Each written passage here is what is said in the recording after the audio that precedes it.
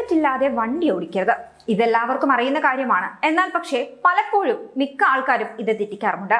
ഇപ്പോഴത്തെ ഹെൽമെറ്റ് ധരിക്കാതെ ഇരുചക്ര വാഹന യാത്ര നടത്തുന്നതിനെതിരെ വ്യത്യസ്തമായ ഒരു ബോധവൽക്കരണവുമായി കേരള പോലീസിന്റെ സോഷ്യൽ മീഡിയ വിങ്.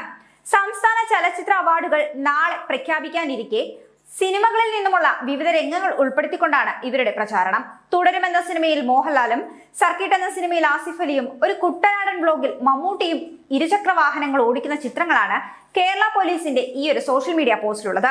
ഇതിൽ മമ്മൂട്ടി മാത്രമാണ് ഹെൽമെറ്റ് ധരിച്ചിരിക്കുന്നത്. ഇവരിൽ ബെസ്റ്റ് റൈഡർ ആരായിരിക്കുമെന്നാണ് കേരള പോലീസിന്റെ ചോദ്യം.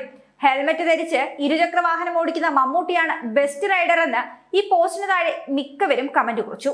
അതേസമയം ശനിയാഴ്ച പ്രഖ്യാപിക്കാനിരിക്കുന്ന ചലച്ചിത്ര അവാർഡിന്റെ സൂചനയാണോ കേരള പോലീസിന്റെ പോസ്റ്റ് എന്ന ചോദ്യവുമായി ചില ആരാധകരും എത്തിയിട്ടുണ്ട്. നാളത്തേക്കൊരു വലിയ സിഗ്നൽ തന്നിട്ടുണ്ട്. അവാർഡ് ഇക്കയ്ക്കാണെന്ന് സൈക്കോളജിക്കൽ മൂവ് നടത്തുന്ന കേരള പോലീസ്. ഇന്റലിജൻസ് റിപ്പോർട്ടാണോ എന്നിങ്ങനെ പോവുകയാണ് ആരാധകരുടെ കമന്റുകൾ. നിങ്ങളുടെ അഭിപ്രായങ്ങൾ ഈ ഒരു വീഡിയോയ്ക്ക് കീഴിൽ കമന്റ് ചെയ്യൂ.